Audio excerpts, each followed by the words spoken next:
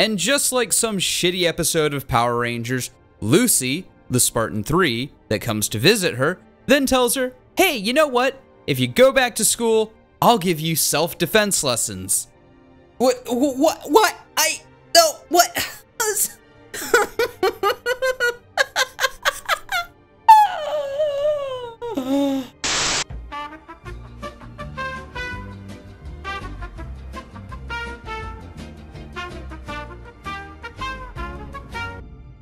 Hello, vodka, my old friend. I see you've come to talk again.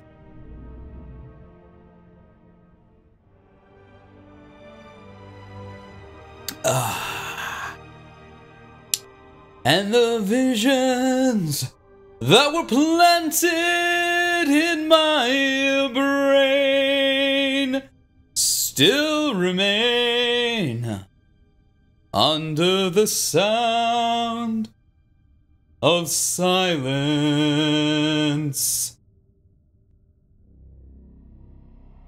Molly then goes to school, gets through the day, and then goes to the gym to receive her self-defense training from a Spartan, only to find that Pacifist, Grunt, and Friend Zone are there as well. Molly, thinking these would be private lessons, says, fuck that shit, I'm out, but then realizes how stupid it would actually be to pass up lessons from a Spartan. Her sparring partner is, well, the 5-something 110-pound soaking wet human spars off against the fucking elite.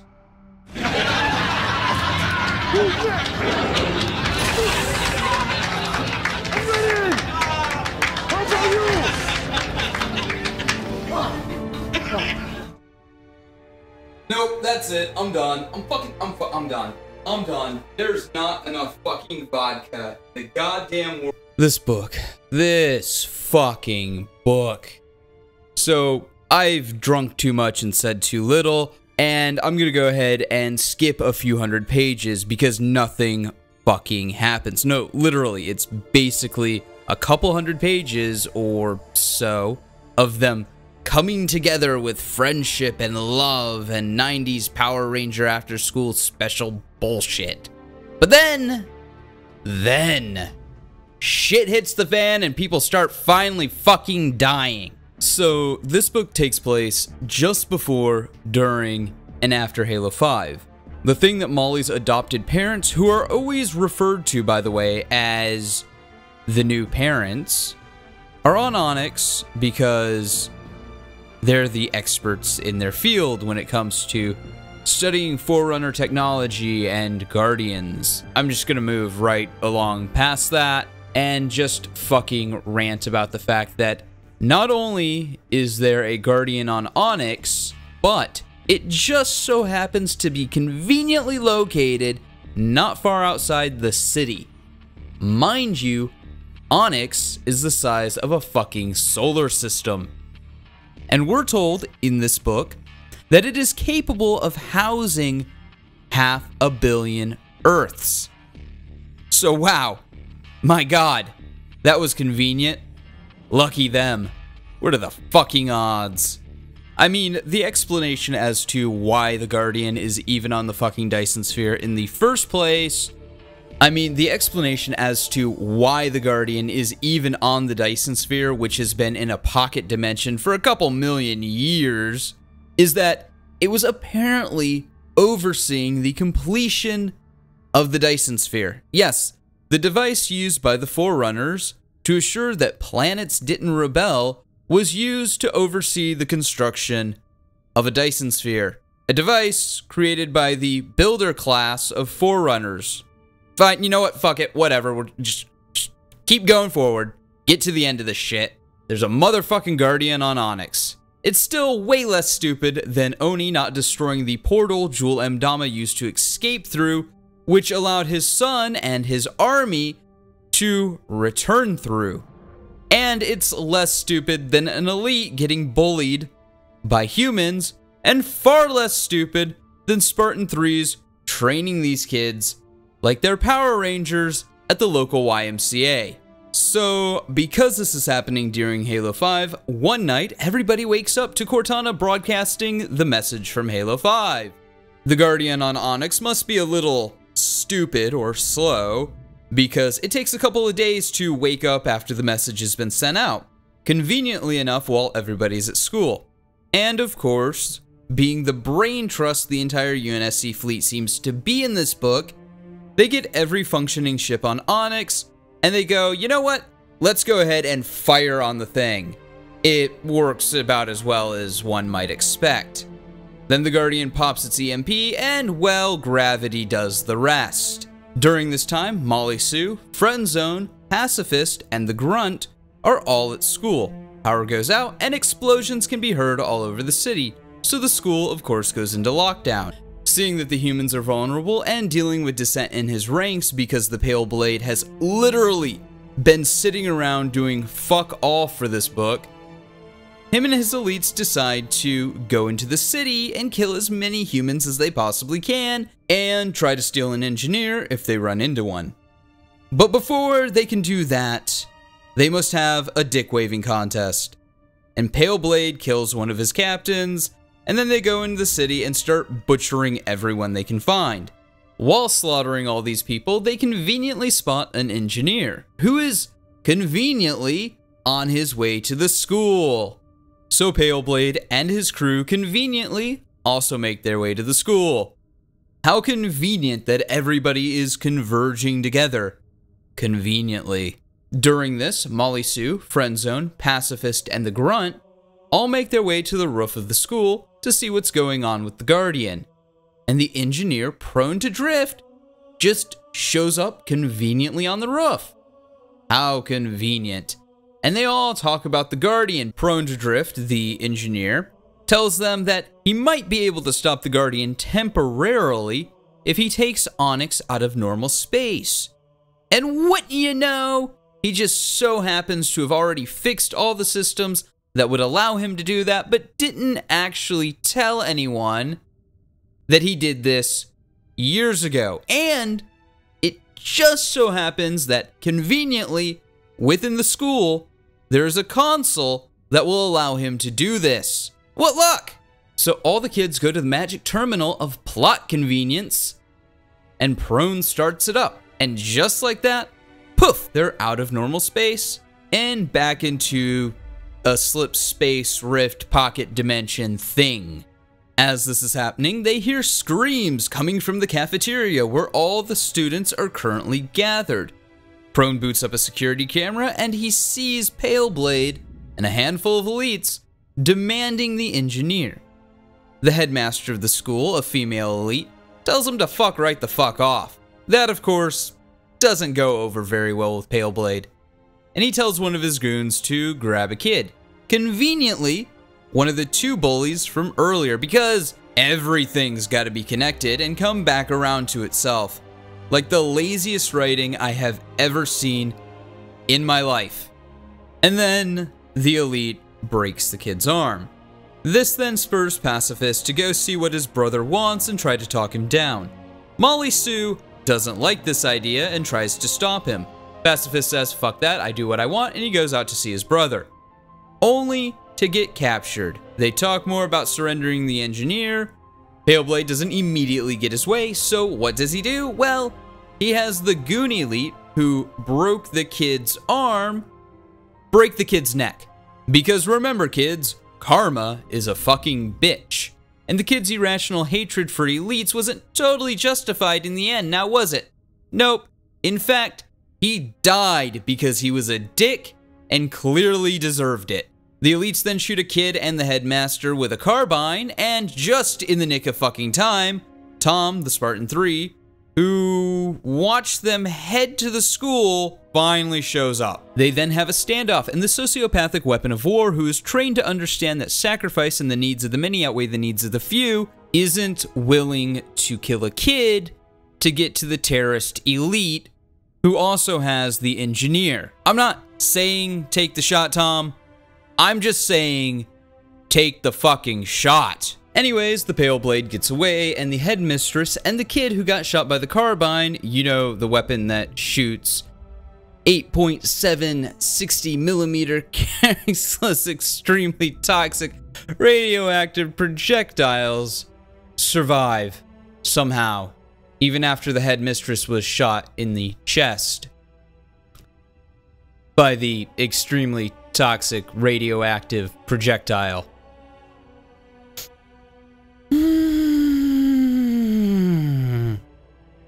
Tom pursues the Pale Blade, only to be followed moments later by Molly Sue, Friendzoned, and the Grunt. Initially, Pale Blade wants to go back to the original portal they used to enter the city, but the UNSC has come back to the city because placing Onyx in the slip space pocket temporarily deactivated all the Prometheans and the Guardian. The UNSC is now giving it to the elites in the ways of old who are trying to escape. The squishy engineer argues the case that, hey, you don't want to take me through a firefight. In fact, that would be a really bad idea. So they go to the portal from the hangar bay all the way back at the beginning of this video. Because remember, kids, everything is connected. So they go back to the portal where they saw the kids earlier on the field trip. And apparently Chekhov's gun applies to a gun that has already been used and explained in this case. So Chekhov's gun's gun? Anyways, they go back to the hangar and Tom sees this and pursues them, and the kids pursue Tom. The Spartan cuts them off at the entrance to the portal and engages a dozen or so elites, only to get Noble Sixth. What do I mean by Noble Sixth? Well, basically, it's where you're this badass Spartan for all of your career. You re-enter orbit from outer space, stick the landing. You kill thousands of Covenant. Or, because the plot suddenly demands it, you die. Or in the case of Tom, you get emmealed.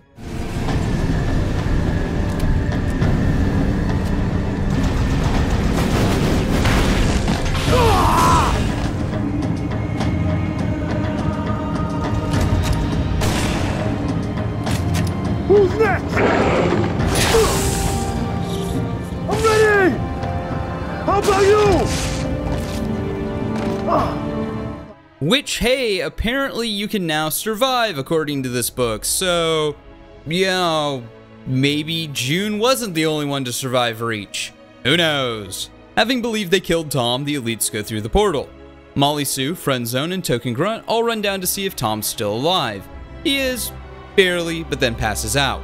The kids then leave Tom where he is, arm themselves with weapons, and then go into the portal after the alien terrorists, because they have their friends, and as we all know, friendship and love conquers all. So Team Friendship and Love follow Team Pale Blade, only to realize that they are being stalked by predatory animals that live on Onyx. Team Friendship and Love, realizing that they are horrifically outclassed, use these animals against Team Pale Blade. Shit happens, it goes all conveniently well for Team Friendship is Love. The Token Grunt runs ahead, lures the predators who are currently chasing Team Friendship and Love. Team Friendship and Love fires on the beasts, and more shit happens. The beasts start taking out the elites, more shit happens. The two brothers start fighting, more shit happens. The elites manage to lose the engineer, more shit happens. And then, finally, Lucy, the other Spartan 3, shows up with a pelican because she was conveniently away from the city investigating something at the time the Guardian engaged its EMP, and the engineer had been feeding her the location all along.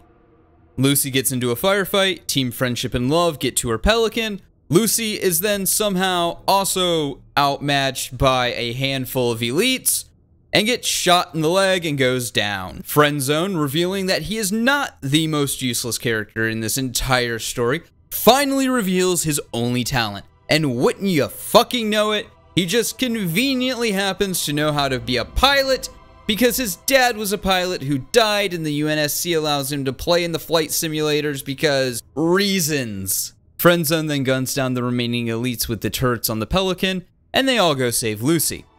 Our author, finally remembering that elites are strong, or forgetting that Spartans are a full 1,000 pounds in their armor, has Pacifist help Lucy to the Pelican. As if to try to continue the plot out of nowhere, plot twist, during all of this, Paleblade is betrayed and gets his leg broken, which in elite society is tantamount to a death sentence. No, really, they don't believe in doctors. No, really. I actually have absolutely no clue why humanity is even bothering to entertain elites and help them, as without the prophets, within a few years, the entire elite civilization will likely blow itself back into the Stone Age. But that is a rant for another day. Anyways, Team Friendship and Love remembers that the Guardian is still an unresolved plot point, and it would have been trying to take Onyx back into normal space, on top of reconnecting itself with Cortana. They ask Prone to Drift if he has a way to shut down the Guardian. Prone says he doesn't, but he may have access in his ancestral memory Deus Ex Machina to see if his ancestors knew how to shut it down. And wouldn't ya fucking know it, they do, but they have to get to the Guardian's head. Friendzone flies the Guardian. They run into a little bit of trouble, but with brains and will and determination, they figure it out and drop Prone over the Guardian, who floats onto the Guardian's head. But there's a problem. The Guardian is charging its laser, EMP, and they have to land the Pelican now or die, which they do. No, they don't die. Haha, I wish. That would make the story actually interesting. No, they deactivate the Guardian and it falls to pieces all over the city, presumably killing dozens, if not hundreds of other people. Sure, hundreds of people died. Onyx is now in a pocket dimension and a group of elite terrorists are still on the run. And the rest of the galaxy is absolutely fucked. But you know what this calls for? A good old-fashioned, I shit you not, these are the words written on the actual fucking page. Wisconsin cookout. No, really, the book reads, and I fucking quote, "We have no idea how long we're going to be locked down here, inside the slipspace enclosure. That means no one is coming in, and no one is going out. But since we're all going to be stuck here, I think we need to make every effort to ensure we'll all get along. Sometimes that requires extreme measures, like a neighborhood-sized Wisconsin cookout. Don't you think?" The idiotic human segment ends with Tom and Lucy A-O-fucking-K and everybody coming together. And Molly fucking Sue even gives Pacifist the Elite a hug. But hey, they're not the only ones that get a happy ending. For you see, oh viewer mine, Paleblade bandaged his leg up and stumbled back to the camp. Everybody thought he was dead because, well, he rode off on one of the aforementioned beasts that were ripping the elites apart.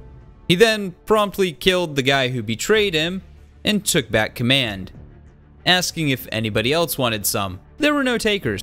Then Paleblade is then informed by their engineer, yes, they already had one, but they needed one from Onyx because teleportation systems, that the teleportation systems within Onyx still work, but they can no longer teleport outside of Onyx. Also, all of their weapons and vehicles are still useless. Oh, but he did conveniently find a new place for them. Onyx, as I mentioned before, has 3 planets inside of the shield world. One is named Macintosh, and on this, the engineer found, drumroll please, bada bada bada bada bada, a Forerunner installation that is home to a Forerunner warship, presumably named the HMS Plot Convenience. The Forerunner ship is not operational, but it can support life and has provisions and weaponry. And with some good old elbow grease, it might just be brought back to operational speed. Yeah, fuck this book. The adult humans here are portrayed as idiots and wildly out of character, while the children are all capable saviors, well beyond their years. In the 405 pages of this book, absolutely nothing happens. Basically, the only thing that might be of import to the greater Halo universe is that Onyx, for all intents and purposes, has been taken off the board. Other than that, we basically know nothing of what happens after Halo 5. And we didn't learn anything cool about the past either. Nothing about characters like Halsey or Mendez or any of the other various Spartan teams. Fuck, the Spartans are barely in the book at all. And when they are, they're more like counselors or instructors at the YMCA than actual Spartans. This book reads like a stereotypical young adult novel that just so happens to be placed in the Halo universe. It's boring, it's repetitive, it's nonsensical. It's not even remotely on the same level as Eric Nyland or Greg Bear or Joseph Staten or, and I can't fucking believe I'm saying this, Karen, let's turn Halsey suddenly into a war criminal, Travis. And worst of all, this book is just pointless. You can have interesting fluff. You can tell stories within the Halo universe from the point of view of civilians. Look at Hunt the Truth, a web series primarily told by audio recordings, link in the description below. It's about a reporter uncovering the truth of the Spartan 2 program and then stumbling upon the Guardians as they're rising up. And Master Chief is becoming public enemy number 1, and there was a lot there. It was a great marketing campaign for Halo 5, so much so that when Halo 5 failed to live up to the sheer quality of the marketing campaign, people got really pissed. The marketing campaign for Halo 2, I Love Bees, featured a group of ordinary teenagers. Link in the description below for that. Then there's, Sadie's Story, that was really good. Point is, it's not about these characters being super soldiers. It's about these people being hollow plot devices for a heavy-handed message and an empty plot that ultimately goes nowhere and does nothing. But that's it for Halo Legacy of Onyx. Let me know what you thought in the comments below, and yeah, let me know if there's any other Halo subjects you want me to cover. Be it games, books, comics, lore, fan theories, anything's up for grabs as we start to explore the Halo universe. Right now on my reading list, I have both Halo Retribution and Halo Smoke and Shadow. So those will be next on the list if you guys want. Like I said, let me know in the comments below, and like always, stay frosty.